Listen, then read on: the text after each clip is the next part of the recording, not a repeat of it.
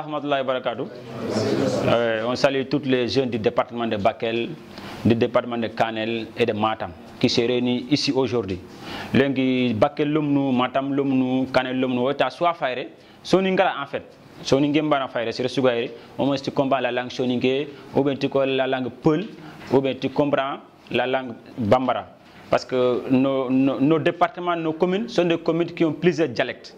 C'est-à-dire que nous avons soningue, foulé, bambara. Donc alhamdulillah, on a président au vice-président Abou Kamara, vice-président de MRDB, commission sportive. Pourtant, il est de Hunare. Donc il a un esprit solidaire. Esprit solidaire, depuis Yerou, c'est un élément efficace. On a président à Balay Samassa, il a gagné. Donc on a remercié. Il faut que on a réalisé. On a réalisé au choix de l'homme. Donc le tirage. Tirage ni mané MRDB à deuxième fois il y a deuxième édition du tournoi MRDB. MRDB c'est quoi MRDB? Mouvement de développement des 12 communes du département de Bakel. Donc moi-même je suis le président de cette association MRDB. Donc à cause de cette association qui est l'association Sobobou, j'ai été arrêté par la gendarmerie. Gendarmerie m'a arrêté pendant une semaine. Donc on a continué, mais là où tu vois, le but, ce qui te galvanise, objectif, mais le but, Binyani Québec a motivé pour un ange faire nos koyo. Kenyan autre on a réunion, gelena yaharun côté, mayugun côté. Donc lengo fager pour tourner en tirage, c'est très très important. Donc on a tenant de titres, on a remercié, on a encouragé Balungo. Il y a un tenant de titre de cette compétition qui s'est déroulée de 2023 à 2024. Balou n'a pas été bâti durant les phases de poule jusqu'en finale. Ils ont tenu le titre avec fierté. Ils coupent avec fierté. Ils ont beaucoup de vice-champion. Donc, l'engoré pour tirage. Pour tirage, première année, on a 9 équipes. On est allé avec 9 équipes. Donc, alhamdulillah, on est à 16 équipes. Équipe ni Tamdo Tumu, poule de 4 au phase jeune Kenya. On a tourné de façon intense. Kati ballon Jalengar. Final ngana toro, on a grisali, on a final jeu. Yo équipe ni benegi participer lengi, yani Hunare, Bakel, Tiabou, Yafera, Gallade, Sengelu, ado Balu Ime, donc ado Dougué, ado Waoundé, ado Djagili, donc ado Tourime. Ado Medina Ndiacha, qui se manie Debe. Medina Ndiaye a participé au tournoi. Donc, 16 équipes ont participé au Kungani. 16 équipes ont participé à la compétition que Yirigou a débuté. Yirigou a une compétition de haut niveau. Autre équipe se demandait 32 jours. 30 jours plutôt. 30 jours, ils auront des licences numérisées. On demande par hasard. 30 jours, ils auront des licences numérisées. Ils auront conditionné parce que l'année dernière, passé au sud-ouest. On a équipe qui tiré pour les 4 matchs ils désistaient. Donc, au moins, MRD Bobani, on devait se faire soir. On a équipe on a tirage Kenya de façon transparente, comme Yorumo. On aussi. On n'a pas besoin d'un bon dirigeant. On est responsable cérémonie. Même un bon dirigeant, ça ne sert à rien. On aura un esprit d'équipe collectif et constructif. Esprit d'équipe constructif. On a mes conscients, on a mes cadres. Donc, aussi, au soir d'arrêt, on a mes femmes, autre compétition que participation, c'est 60 000 francs. 60 000 francs, au Djounou, Tami, Adofilo. Mais, trophée de valeur, c'est 400 000. Tanjeke Wujuni. C'est bien que tu auras 300 000. C'est bien que tu perdu finalement, tu auras 100 000 francs. Si c'est le parrainage au déma, on a Mayoningini, Ado, Fodana Baloni. Donc, il y a Kenyan. Tenant de Balwa, Njimemara, Balouvan, c'est là, c'est le défi. au moins balour final. Il y a aussi des équipes concurrentes qui sont là cette année, telles que Waoundé, Debout Tanani, Ado Hunare, équipe Horoyani Gaire. Ils sont aujourd'hui les concurrents de Balou, Ado Amadji. Donc, tirage que Famula Ananya, avec cette logiciel, avec le président de la commission sportive, les 8 équipes, les 16 équipes seront dans le logiciel. On a fait des chapeaux, au chapeau les équipes favoris, de Bkhoro, on a marqué équipe favori parce que les gars sont là, de Bkhoro, on est favori Moutiadang, chapeau Sugaï, il y a de Bkhoro placé de nom, parce que Waoulero Jawara, Ado Bakel, Ado Balo, l'anti-iron pool. Donc c'est des grands villages, on est au chapeau Nimango, on a équipe Koutoun tiré. Donc, il y a un objectif pour avancer, c'est de se déplacer. On a remis son Hamama, on a comprendre que c'est MRDB, MRDB c'est le développement. Mais on a deux jeunes, on a un développement, on a un espoir. On met une chorakia, on a faute à donner. Jamal avance, change les jeunes. Il faut qu'on ait un cerveau qui a décidé de finir. On a marqué dans son ingénieur ama baginda kenga ama baganda nga ayan lengi okulum manya ayan lengi forage ndo debu ayan lengi jindo debu ayan lengi aux jeunes ni même financement au Sénégal ino jeunes ni tokno falle jamane gona nanti o soa fon inda jamane ke takana ngane seresu ya nangala get mais ndamal takana nga seresu fok tanere donc juste kenyani on a vice-président qui rakouni Haruna Diallo serko drogoton dans cette seconde on a grand sur Dramé rakouni ago demana chaque fois tirage nagu ado El Diakhali a sigin tan so ngaradanga gundo ado bangé donc on a remercié au sac tewere donc yahanunga on a xaxir kat ko foké nand xalli o gaay ndeng yaxana parce lengi yugo bané alant fo de berne yugo bané antimulina fo xa de bere pour un fo de bana réussi il faut que yaxanu xana lo kenyano o yaxanu ñawor lengi entraîneur ni o yaxanu ñawor lengi président ni o yaxanu ñawor lengi ministre ni o yaxanu ñawor lengi avocat ni donc en résumé Abdourahim Tayanda Gaital et président du mouvement MRDB à l'agrin Tewenjere donc on a tirage daga c'est juste une petite parenthèse pour na fogo expliquer alors na fogo motivation ko kinoya aro gamulo njofere xebe on muloxa on ngira on jigia on jigi duranya on a sigo kofoni ndang donc yani salam alaykum wa rahmatullahi wa barakatuh alaykum yo on khasuko ni ba yo urbane sukuni gila to na jamu bon ngiata ko Haruna Diallo bon tiabu ngeñani voilà mais lengue ngiri mu représenter en tant que tiabu représenter en tant que kofoké gatinu MRDB mouvement pour le développement du département de Bakel. Voilà, comme le président Nassou quoi, Arasunyam, voilà, comme le président rek, voilà, sport à nos capas. Voilà, édition, première édition que ngiri mokobe pour sport. Voilà, li tiab représenté, na li ngiri tiab représenté. En même temps aussi, ngir mouvement que xibaré moko, ndi trin xab binu mané. Ngir bi ke expliquer ndam mokobe, bo pabanka ke car asu na ga mokobe. Bo Kenya ci nga engagé, bo ngir xempé sport ke bané, ngiri xamnu ngini, nga combat ke, nga reporter ngir di baté. Bon, ma mouvement oga activité ni deven domé bon ma len kota est nommé en tant que vice-président du mouvement.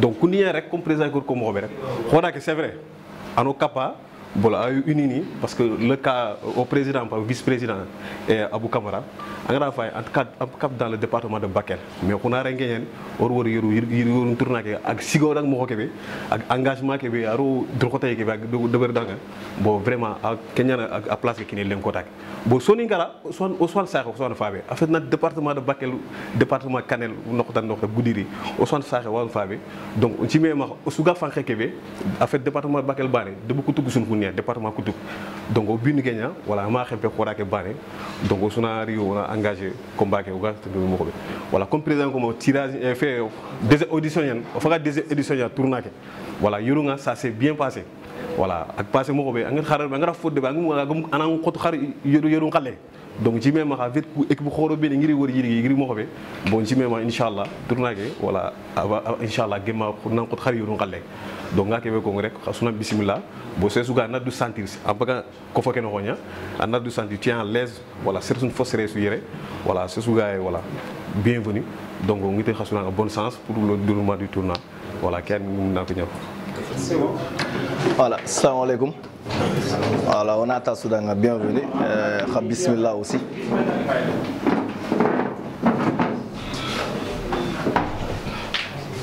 Voilà, assalamu alaikum pour tout le monde. On a traversé bismillah. À l'entame de mes propos d'abord, Talgar Komhobe, Ani le président du mouvement. Diallo Ana vice-président. Je suis le vice-président du commission sportive. On a différence d'abord, quoi. Voilà. Mouvement, c'est le renouveau pour Bakel. Moi, je suis de Amadou Ounare et je ne suis pas dans ce département-là, le département de Canel. Mais si on a Sigi, Ogari, on a assisté aussi pour Bakel parce que nous sommes gagnés. Et puis, on a une zone banane presque Fouta ani quoi. Donc, on a un développement on fait aussi pour avancer quoi. Pour un côté politique, un côté sport, on a fait une zone où on est trop en raid, on fait carrément. Parce qu'on a fait linki. Dans toutes les régions, dans tous les départements, par exemple, Grandville, nous exemple, soit dans les centres de formation, dans les clubs de football, ou même structures politiques dans les administrations. C'est vrai, l'administration, nous avons tout le quoi. Administration ou dans le politique, c'est un titre. Donc, on a un banque fouta dans on a modou bagani on a fait il faut qu'on on a capté le domaine on a capté aux zones non développées aussi quoi développement qui entrepreneur sport ban bien vrai que les sports ñando retiré mais quand même développement qui entrepreneur ban en plus président Ngara expliqué Mohobe c'est pour le développement du département de Bakel mais n'empêche il y a le département de Kanel qui est là-dedans aussi donc toujours mouvement qui a Jope don kempina quand même mais on a quatre départements parce que mouvement tanawa ouredanga oroke ngamay omoruguta man kem mouvement maintenant à ligne rassemblement dans tous les départements du Sénégal tous les départements déjà département Souga Sénégal déjà on a des cibles on a des éléments on a des membres après il y a l'inkafoy oga quatre mouvements qui est là élargi mais pour le moment quand même en département de Bakel qui banay quoi maintenant talgal ko mo aussi concernant le tirage aussi cela veut dire ko ati ora favori qui de khoronga ora favori qui en fait peut-être là est une erreur je considère pas erreur aussi quoi l'équipe de football depuis hors début le mentay équipe xoré ou équipe lemme peut-être andaj exemple yi da lantum ko la fitana mais sinon l'équipe Allah debungal debul lemu mais il joue 10 000 fois mieux que debou xoro donc favoritisme tay en fait classement que ou tirage que on a d'abord selon première édition que participation gagne Mohobe ado selon le nombre de points c'est-à-dire du finaliste nouveau de vainqueur aux dernières positions, alors plus nouveau nous pouvons gagner Sagato et gagner Mohobe quoi. Donc on a par ordre comme Mohobe quoi. Donc cela veut dire on a fait l'équipe balu yantant du titre. Beaucoup là dit yani le finaliste vaincu mais ils vont participer Irig. Donc balu en premier. Moi je suis de Ounare. Je représente pas Ounare quand même. Là je représente Bakel carrément. Mais Ounare en deuxième parce que on a fait voilà. Normalement, Bokila Galino, on a une troisième position. Donc, comme Bokila Mari, donc on a entre les premières positions, ainsi de suite. Il y a même beaucoup de au fait. Favoritisme au base, première édition qui a déroulé le Mohobe. Maintenant, au base, première édition qui a déroulé le Mohobe, on a chapeau nous. Maintenant, coup chapeau au base, on chapeau nous. Tafanake. Il y a une question de peut-être groupe nous mais je fa un groupe nous ce qui est sur ban su bégar une commission qui nous ma su link nous qui un groupe nous oga info sous déroulé wala oga acte sous d'abord pour bon déroulement de ce mouvement là d'accord c'est bon ok on a regardé voilà donc chapeau chapeau voilà ça pour nous on a fait chapeau 3 on a mis Tourimé Marsa Gallade ourate que oda point d'interrogation ordinateur que nous voilà on fait nos programmations on a pour nous soutirer équipe Sougatele pour bien bari maintenant première édition là il y avait pas de faveur il y avait pas reconnaissance comme de bureau mais il deuxième édition OK faveur nous goni mani selon première édition que participation gagne Mohobe ado faut pour beaucoup gari tawe Mohobe quoi maintenant je préfère on a wasanyana par logiciel que automatiquement on a d'abord manuellement parce que manuellement qui déjà on a équipe nous sous chapeau pour ga Mohobe diro enveloppe nous ko yaay quoi là inchallah que sungo ma xéré voilà on a qu'un soit to xir quoi ma xé no dé may na tirage que d'abord nga quoi là ñimme and kayit ko su d'abord j'espère de fay ni quoi maintenant ni su baré donc il y a chapeau nous fait également quoi. Maintenant quand même avant au tirage de toute façon peut-être trindum nous des questions des suggestions toujours pour développer nos hobby. Règlement qui est de distribuer à suite à Fanake, en dagne Hasugara, s'il y a des erreurs, ou l'andagne Fonuga, Uga, Tala, développement en Oga, mais dans télé. Donc on reste à la.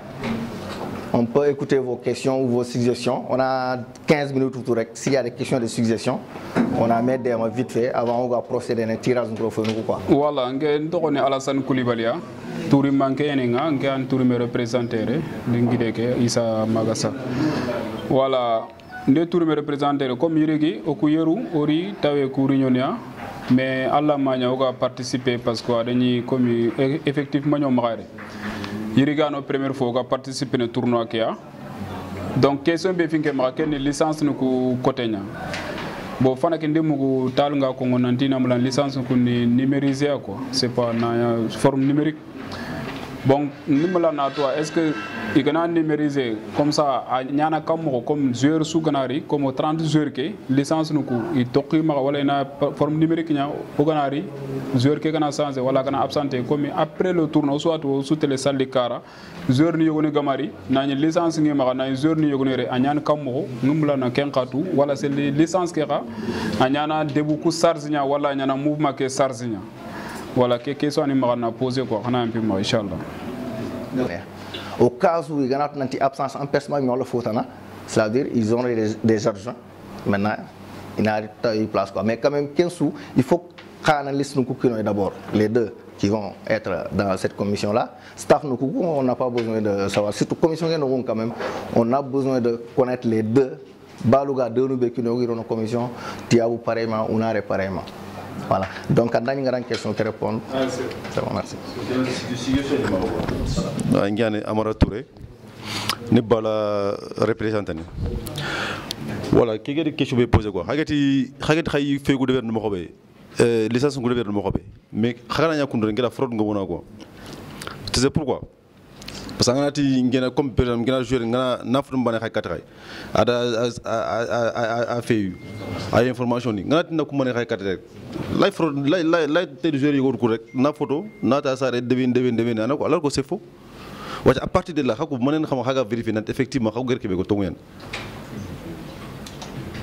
wala ngey fenu ngena quoi parce que ngana confisé kundu xama 40 ki wori xama passeport wori n'importe quel joueur sagra falle rek anati ano debenya ainsi de suite parce que preuve xama donc kenga kel la ko ngira xar fanami quoi tian nga fanami extrait kay meray quoi o ma extrait kay dès le début oti 41 ay passeport wala permis dès le début rek ko maintenant o ga ta réunion yogonda sugisere nanti peut-être joueur no la ñini maxa anani tout papier no sunti maxa mais extrait ngi maxa oti au cas où on a basé un extrait quand même il y aura des preuves à fournir cela veut dire ngeni on a rengeñay je suis né ici à Dakar on a rengeñay nga mensare à Dakar par exemple donc un extrait de naissance je suis né à Dakar mais maintenant prouver nanti nous na rengeñay voilà maintenant prouver nanti nous na rengeñay peut-être je peux fournir l'extrait de naissance de ma mère ou de mon père. Forcément, on a précisé un donnant quoi. On peut se baser sur ça quoi pour extraire nous. Mais quand même, quand on a extrait nous quand même, on va pas prendre ça à 100% en vigueur. C'est-à-dire le papier administratif en vigueur carrément, qu'on ait carte d'identité nationale, permis de conduire, passeport. Là quand même, c'est des informations avec des images. Plus net quoi. Donc merci. Hein. Numéro 6, que 18 joueurs et 5 dirigeants seront sur la feuille de match. Maintenant, les licences des joueurs et badges des dirigeants obligatoires lors des rencontres. Et le nombre limite des remplaçants est de 5 joueurs. Voilà. 5. Ouais. On va mentionner directement 5. On va entre parenthèses même 5. C'est bon. Deuxième page. Bien vrai qu'un point quand même. C'est bon. Mal tanguñu caméra moo tax roytale voilà c'est bon Ok, on a gado avis règle numéro 7. Quel règlement quand même, c'est regarder la question nous poser qu'un cas, c'est regarder la suggestion qui ni, je vous donne avis nous qui ni quoi. En fait, qu'un cas na aussi le même règlement que bien vrai que on a basé les règles du football FIFA surtout. Souvent FIFA, quand on a vu nous, il les considère pas souvent. Mais il y a des souvent situations où ils les considèrent quand même. On a tout connu imagine bon nègre serait quoi. Voilà, on serait tous solidaires avec lui.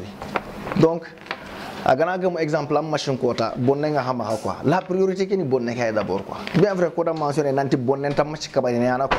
Mais au gana quel point ko là angana fa yurode ke après ora moralité lay quoi mais la moralité ke a lini ken règlement grindi parce que au base de moralité kaka mom quoi moralité ke ni mani bonne ngana serebe ma hani priorité parce que bonne tanyiram ma nati donc na bonne ke wara bare ngaran nan daga horan katu quoi donc gana fa ken carré même faram goro har sera hunno nga même quoi donc ken karo moralité ka utu quoi en considération cela do base ne kenya quoi à l'instant T bonne ngana ser suma haran da match nya ko tangana commission réunion vite fait andagne commission ke galantay mais vis-à-vis, on est obligé de faire des réunions en ligne pour quand on décide de quoi. Mais ce qui est sûr,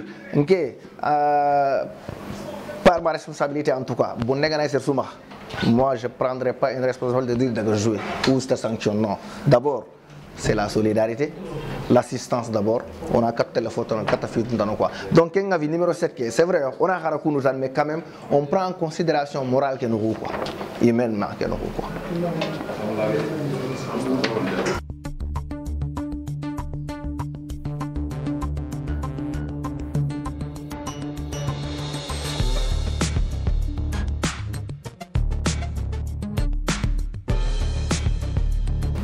Il y a les chapeaux en deux quoi, ani tête de liste nous quoi.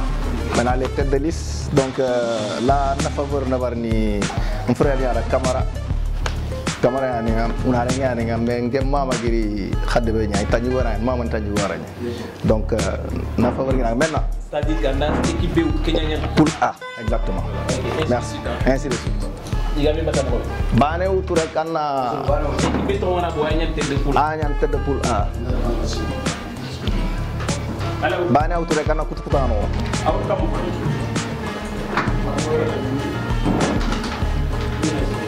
voilà ngunya na fa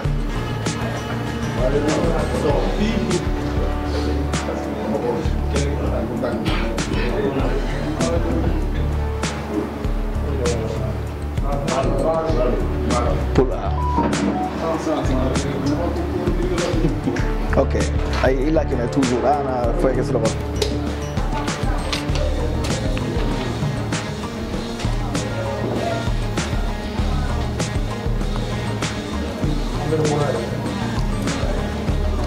Ahmed Honari.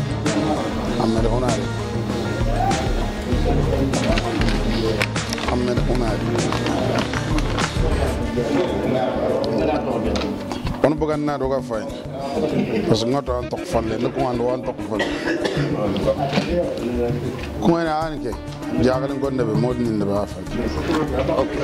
Yo, voilà. Après tirage maintenant, ça peut bien faire. Il y a une tête d'affiche nous.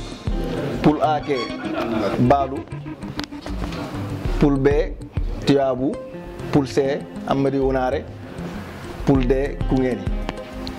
Maintenant, comme on a par ordre, on a un aléatoire mania. Cela veut dire qu'on a gagné chapeau 1, au lieu de prendre chapeau 2, on va prendre chapeau 3. Maintenant, chapeau 3, il y a le numéro fait 3, troisième ligne quoi. On a chapeau 3 tout maintenant. Maintenant, chapeau 3, voilà, maintenant, on a honneur qui est de Agaïra. Chapeau 3 pour A. Chapeau 3, Dougue. Après, c'est Dougue, hein?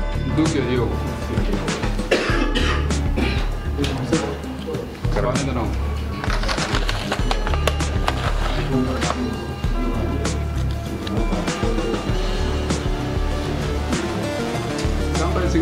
Ay, mais ingrédients. Africa. Waoude.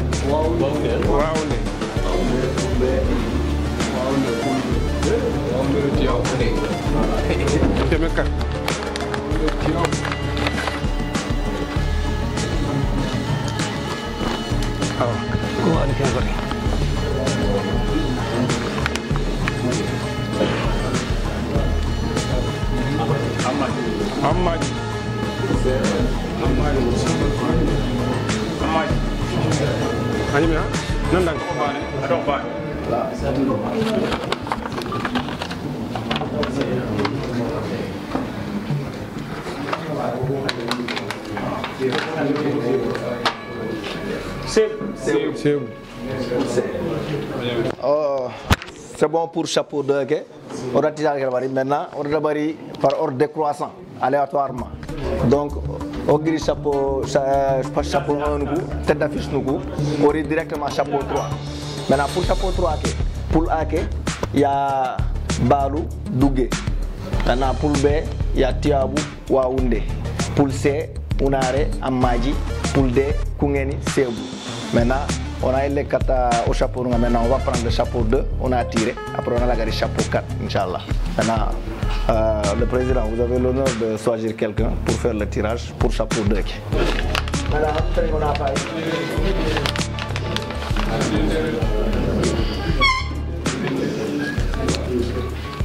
Pour A. Jawara.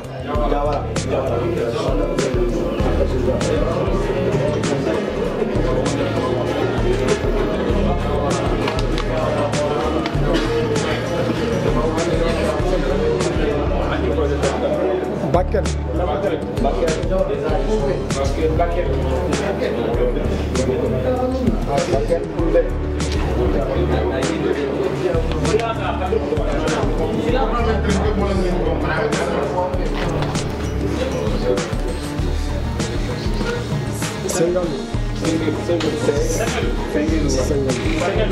Senghor.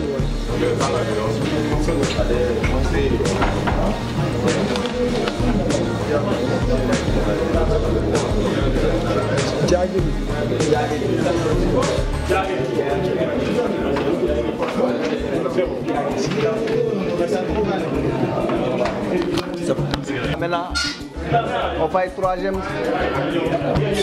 On a troisième chapeau, on a tiré.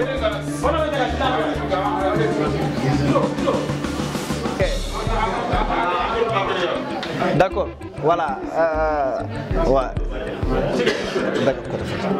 Voilà, on fait un troisième chapeau. Maintenant, répartition pour nous, répartition.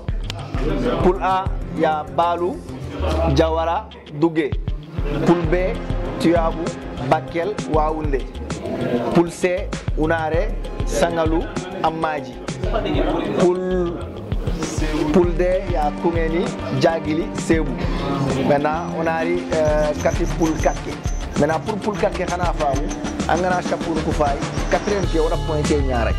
Parce qu'on attendait l'arrivée des représentants de Madina Ndiaye. Commandant Nyoma, information qui est au niveau de représentant de Kisma Silla. Mais après, on a gagné on a 4 ans qui est au niveau de mais on a un chapeau 4 qui est pointé, c'est Madina Ndiaye. Voilà. Dernier chapeau qui a pour nous compléter quoi. Maintenant, on va porter l'honneur à nos sœurs, nos mamans. Et voilà, Inch'Allah. Merci. C'est bon? Ok. Maintenant,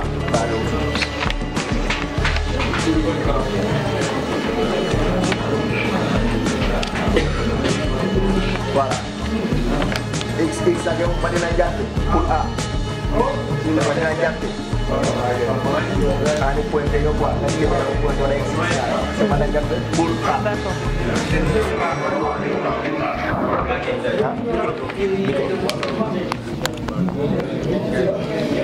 Angana ba na ko ya ko ana fa. Ana ko kamera. Tourime pour B.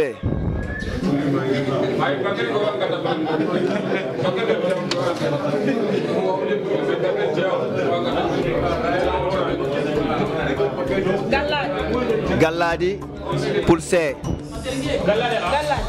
Pour C.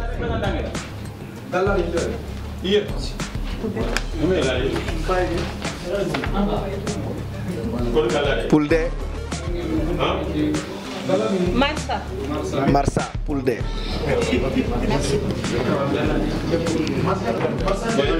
Voilà. Maintenant,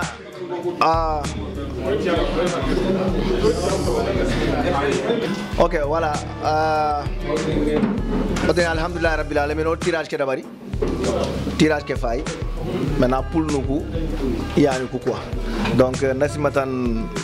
Andanya favoritisme ngai peut-être voilà équipe pour ngai équipe lemu ngai mais quand même surtout ini terrain nya no quoi donc yara ke digame anta ado voilà nyanka tanda ntakatinda kendo football nya do me quoi voilà donc on a fam gundu maintenant oga fumero kane surtout Soninkara on n'est pas fair play côté sport quoi Soninkara on est des mauvais perdants en fait Soninkara il faut on a signalé que le wacha quoi dès qu'il gagne katu rek peut-être Allah waitini wala arbitre wala dirigeant wala ainsi de suite il faut qu'on ait des bons perdants pas de mauvais perdants quoi voilà savoir gagner savoir perdre kengo tala demana quoi maintenant tirage que pour nous représenter mo maintenant il est ni tay inchallah maintenant poule A Balou Jawara Dougué Madina Ndiadbe. Laisse-moi que poule peut-être une poule de la mort quoi. Ok. D'accord. Maintenant on a une poule A, on a une poule B. Poule B, il y a Tiabou, il y a Bakel, Waoundé, Tourimé. Voilà. Surprise là on donne. Maintenant on a une poule C. Poule C il y a Amadi Ounare, il y a Sangalou, il y a Amadji, Adou Gallade. Donc, offside dunga keng poule quoi. Maintenant on a les poule D. Poule D il y a Koungeni, Djagili, Sebou, Ado Marsa. Voilà. Maintenant on a fait poule D comme quoi. Comme garagano halmo quoi. Poule surtout poule C quoi. Ani non pas poule C. Yo Marsa Ado Gallade. Bien vrai qu'il représente un tailleur, mais on est carrément en contact avec eux. Il représente quoi. Il a connu dans le Fumbega di Kabarini, mais quand même, ils sont carrément partants dans ce tournoi-là. Il m'a dit, mais quand même, on est en contact permanent. Donc, on a tout quoi. Maintenant, on a dans le Kenya, toujours on a dit que le meilleur gagne. On a dit Sangéane. Et puis, pour nous, on a développé pour nous, on a télécané. Digam pas non wara ko mo be futa o ma dunga to ko falle quoi voilà là on takatin Soninkara ou fitana o tin futa quoi parce que futa ya tout quand même Soningo ngay olof nu ngay fullu ngay bambara ngay asuway on est un peu mélangé ngana fay debu ko ngana debu ko no nga tête debu yogon way Soningo duru ñaani ngana ro debu yogon xamnu nga mo ngay nke toujours un exemple mutu o ko debe yan ke men Soningo ngay mais ngana fay o ko debe on est trop mélangé. Beaucoup de gens mélangé les gens qui me suis, je suis trop mélangé moi. Comme je suis de Amadi Ounare, un grand-père il est d'origine mauritanienne, ma Balou Nkéani, maman Koungani Nkéani. Donc vous voyez comment je suis un peu mélangé moi. Je suis trop mélangé. Donc on a tout football on a mélangé aussi kundu, on a tout sport on a mélangé quoi.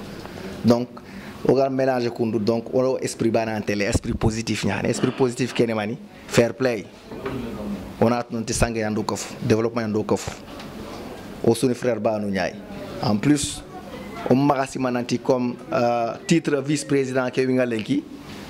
Propos Nimbana Maha, wala avis Nimbana Maha, wala Mbana na actum posé. Non. Je me base surtout à succession coup, à avis nous coup, à goder Manamobe. Moi, je considère tout le monde comme des vice-présidents. Je considère tout le monde comme des présidents. Et je considère tout le monde comme mes frères et mes sœurs. Aussi des bannes quoi. Donc on a qu'un esprit au caneta, on a un problème quoi. Mais on a un esprit combatif là. C'est vrai, sport c'est quelque chose de combatif. Déjà sport nyane au jabarina ner nous coûte là on comprend. Jour nous quand on a fait professionnel, nous tout des milliards. Mais quand c'est qui gagne un terrain on a vu l'exemple déjà hier. Football ndo Kenya ndome. On a aussi balle ken quoi. Nanti pourquoi on gagne quoi aïe. On gagne kay.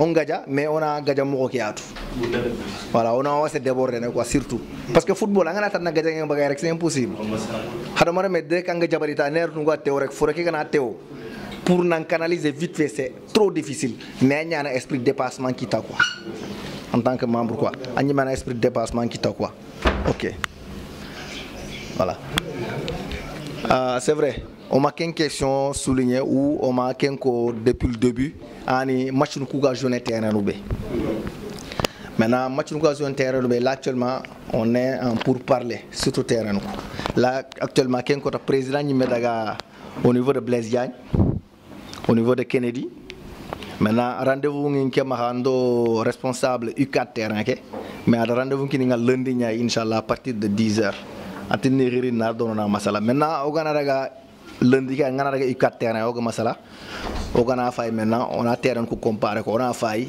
on a kan terrain choisir maintenant soit que aussi on tanyano ba no soit de soit choani comme ngal ko do xamoko be ogana décision surtout o soit no tudome surtout xabenu nga représenter lengi quoi xana aussi do exclure le groupe quoi vous êtes tous des membres actifs et vous êtes tous aussi partants pour le développement et la réussite de cet événement là donc on sona auto dome quoi ogana acte supposé on serbane ma poser ko lay mu filo le musique ko sona poser dome o su gana daga kitibane taw wono mekitul laga inshallah fofon tokka ban tele fofon tokka ban gilli quoi donc gana nya ku gana sax kuna giri donc tele quoi donc terrain ko no oro Kenya fay mi fana oro pour parler ngame maintenant au début quand même oro ño fana nunga au type peut-être match d'ouverture que parce que parrainage ñana il y aura des invités c'est que sûr match d'ouverture que on te jouer un terrain vague on joue un stade ñay mais pour le moment on soit on fana oga stade beutu mais après tirage yani oga ren kunso anu su exposé maintenant une fois on a kunso anu su exposé moga do sigirantu keta oga terrain ku ben jouer oga jouer terrain no be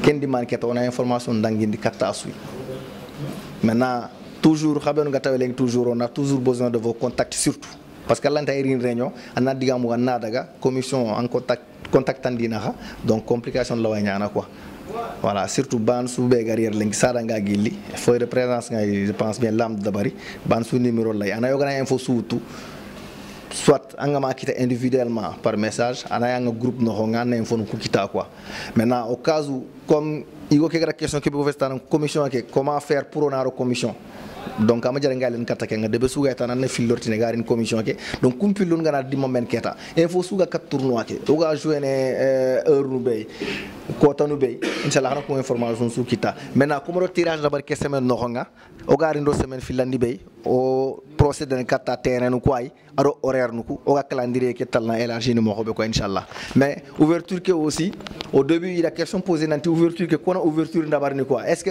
tirage nyana pour choisir de bubega ouverture que d'abord ni ou bien on a yan kam oti on va se baser sur toujours le favoritisme c'est-à-dire c'est les bega ni détenteur de ce trophée là on a honneur qui n'est balu ani détenteur de trophée maintenant on a tirage que d'abord ngana fay maintenant tirage que ga déroulé mo xobi aga déroulé mo xobi peut-être en plateau ko aussi on y déroulé no kun ñay quoi cela veut dire pour AK exemple aga déroulé mo xobe o giri chapeau 1 ori chapeau 2 ou 3 ou chapeau 3 o giri chapeau ori chapeau 3 parce que o giri tirage ke ñamo xobe match ko basé no kunu ñay donc cela veut dire match d'ouverture ñana entre le chapeau 1 et le chapeau 3 maintenant chapeau 1 et chapeau 3 ke balwani ado dougué donc Allah qui est yana ouverture d'abarni stade ñani mais quand même on m'a exactement on m'a stade qui tahana quand même on ga stade be mais inchallah mo suga bay temps la mané ki na ya 15 minutes si c'est pas trop précipité ou question no gay comme ça on a aussi guillet on comprend aussi guillet quoi on fait khulu na guillet quoi s'il vous plaît voilà merci xana fo ma quand même c'est vrai que tant que lire programme ni lenki o gana agri kenga franchement on a nawari nden na bari quoi surtout quoi on a fait mon frère El Jahali a dit équipe on y remercie depuis première édition voilà une première édition